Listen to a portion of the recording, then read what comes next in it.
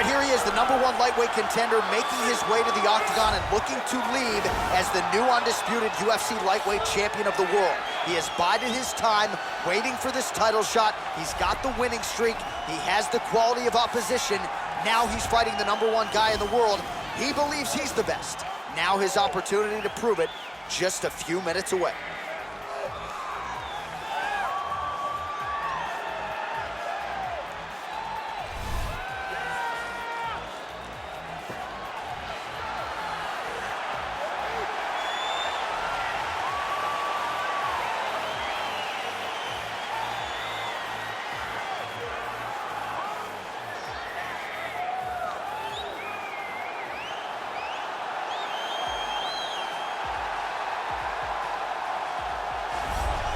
All right, here's the UFC lightweight champion of the world, defending his belt yet again. This has been one dominant 155-pound fighter, ladies and gentlemen. You know this is a belt that frequently changes hands. Well, it hasn't since it's been wrapped around this guy's waist, given all the skills he brings to the table. The question is, fighting a challenger like this, can he hold on to the belt? If he can, just another chapter in the greatness of one of the best lightweights this octagon has ever seen.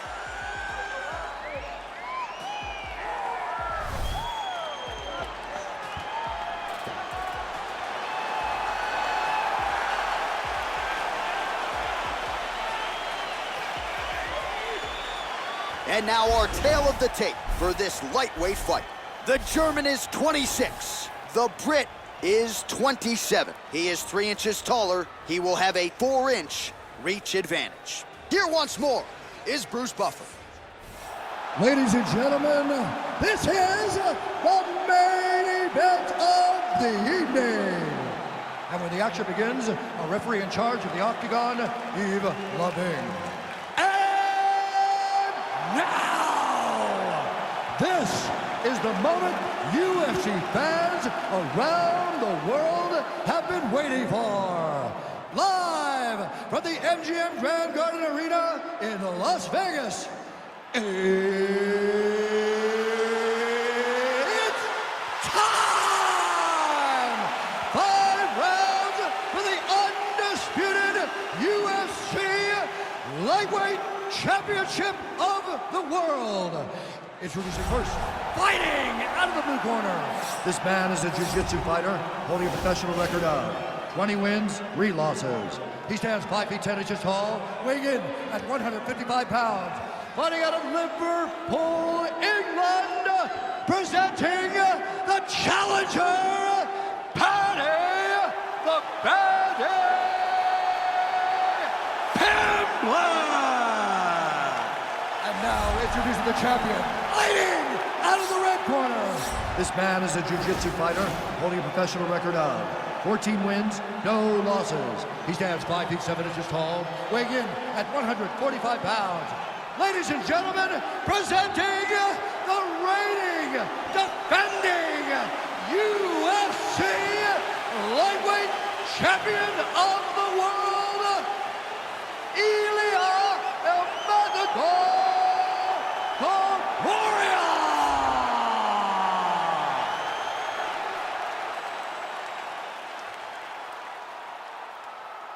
UFC belt on the line, guys. Protect yourself at all time, obey my command at all time. If you want to touch love, do it now, go back to your corner. They touch him up and we are underway.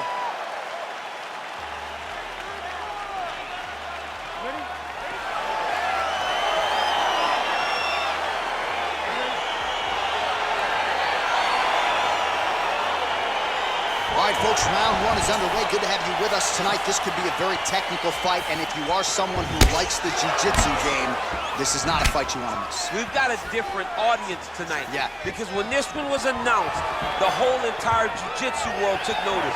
They said, wow, we get to watch these 2 fighters compete in the UFC. It's something we've wanted for years. Just has to happen in the octagon. It did not happen in a jiu-jitsu competition, but they're more than happy to tune in and watch this great fight. All right, he'll engage in a single collar tie.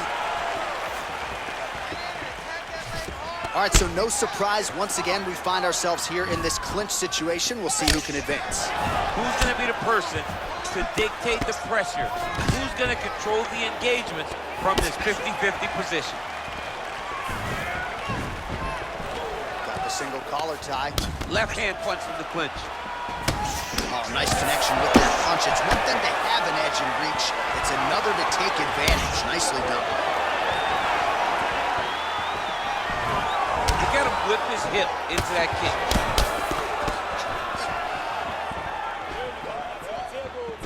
All right, single collar tie now.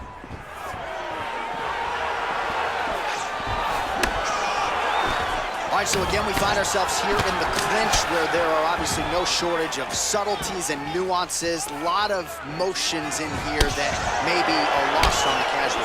Absolutely, and it's gonna be the underhook. All the thing, oh, that... Hey, finally gets the takedown. It wasn't for any lack of effort, but finally that shot was good enough to get his opponent down. I don't know how many times, John, I could have watched this guy shoot takedown attempts without securing one. It's almost like out of pity. You feel good for him to finally get it done. Now what does he do with this top control?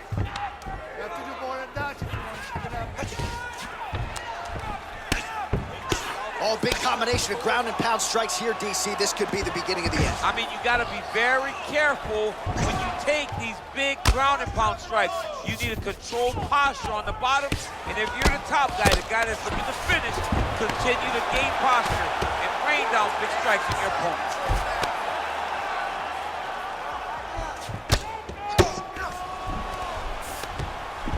And he landed the right hand there. 45 seconds remain in the round. And plenty of time with which to work. 30 seconds to go in the round. All right, so inside the open guard of his opponent. You gotta be careful playing around for too long here on the ground with this guy. Well, we'll see if he postures up and can get some of his ground strikes going here. Second round, straight ahead.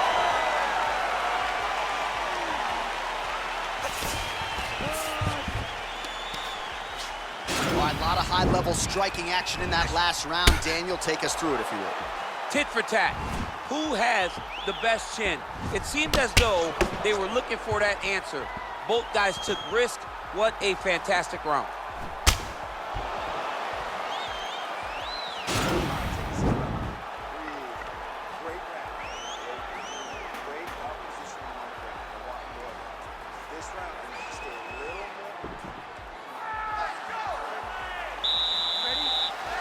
Second round underway.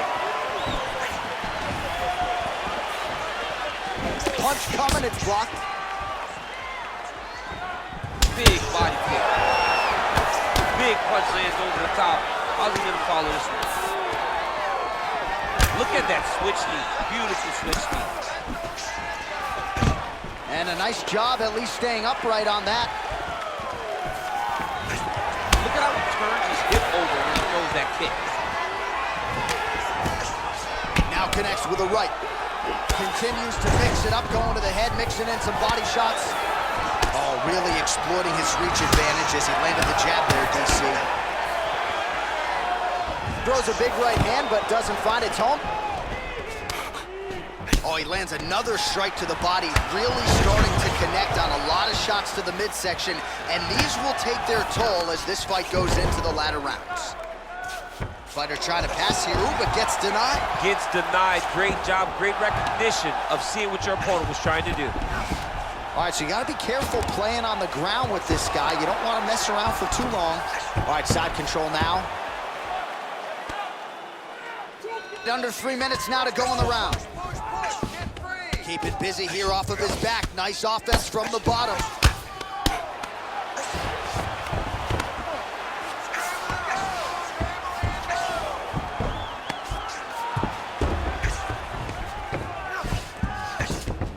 Well, you see all the grappling repetitions here. Just beautiful movement, seamless transitions on them.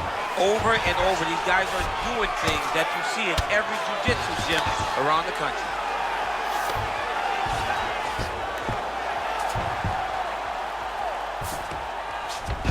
All right, he's got side control here, DC. You know, he's got a lot of different submissions in his arsenal once this fight gets to the ground. Strong bottom work here, staying busy. All right, north-south position now. We'll see who transitions first. Jump right on his neck.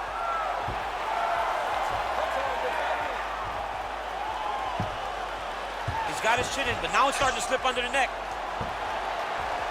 Oh, we're getting a finish here. Oh, he might have got him with a choke.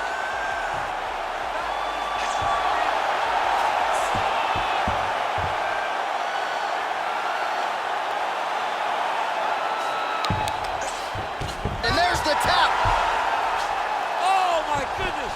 What a performance. Right, I mean, how do you not admire the focus of this young fighter? You could tell he was looking for that submission much earlier in the round, but he didn't want to rush it. He stayed patient, let the setup do its thing, and ultimately the submission materializes organically late in the round.